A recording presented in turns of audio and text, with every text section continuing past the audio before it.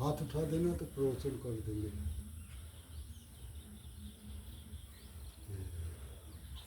बैठ जाओ उसी पर। हाँ ठीक। इस पर बोलो आप। ओम नीलांबुज श्यामल कोमलांगम सीता समारोपित वाम भागम और महातायक चर्चा पूर्णमामि राम रघुवंशनाथम बुद्धिहीन तनु जानिके सुमिरो पवन कुमार बलबुद्धि विद्या देहु मोहि हरहु कलेश विकार। बोलिए श्यापति रामचंद्र की जय, पवन सुत हनुमान की जय, बोलिए वृंदावन बिहारी लाल की जय। प्रिय सज्जनों, में सनातन धर्म सम्राट देवर्षि संत विमलेश्वर गुरुकुल अयोध्या बोल रहा हूँ। वर्तमान समय में भागीरथी गंगा के पावन तट पर ग्राम सभा परानीपुर, थाना तहसील मेजा, प्रयागराज परिक्षेत्र से बोल रहा हूँ।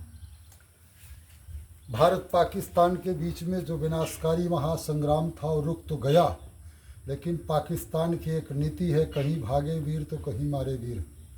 एक बात। दूसरी बात ये है कि आज जो हिंदुस्तान में आग लगी, हिंदू राष्ट्र हिंदू को पूछ पूछ कर मारे, तुलसीदास के रामायण से लेकर 4 वेद, 6 शास्त्र, 18 पुराण, महाभारत, भागवत गीता में कहीं हिंदू नाम की चीज़ नहीं है। इसलिए गर्व से कहो कि हम भारतीय हैं। और इस देश का नाम पहले आर्यावर्त था। अम्बेडकर के संविधान के पहले यह देश हमेशा संस्कृत संविधान से चला है। और हमारे देश के जो प्रधानमंत्री जी हैं उनको गर्व नहीं होना चाहिए।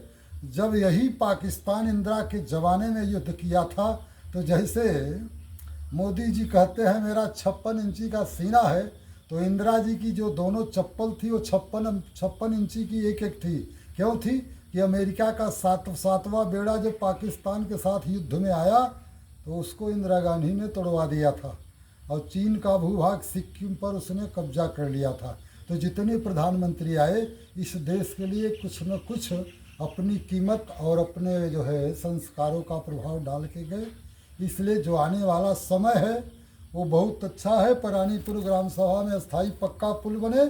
और उसके बाद आम जनता ये जानना चाहती है कि जब पहलगाम में हिंदुओं को कपड़े उतरवा करके लगभग 60 मिनट, 1 सवा घंटा लग गया आतंकवादियों को हिंदुओं का वध करने में, गोली मारने में, उस समय आपका रडार, आपका सुरक्षा तंत्र, खुफिया तंत्र क्या कर रहा था?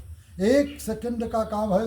भारत के जवानों ने, भारत के रणबांकुरों ने बड़े बड़े मिसाइलों को तो क्षण में उड़ा दिया, लेकिन 1 घंटे तक लगातार हिंदुओं के ऊपर जब गोलियां चलती रही पहलगाम में, उस समय ये भारत सरकार मोदी जी की चूक मानती है, आम जनता जो बुद्धिजीवी है। इसलिए अब फिर से कहा जा रहा है कि गृहिणी भत्ता जो बेरोजगार है, जो भूमिहीन, शिक्षाहीन है, जिनकी 60 वर्ष की उम्र क्रॉस हो गई है, वो लाल कार्ड, मनरेगा कार्ड हटा करके 3-3 हज़ार रुपया उनको गुजारा भत्ता दे दो, 5-5 हज़ार रुपया बेरोजगार भत्ता दे दो।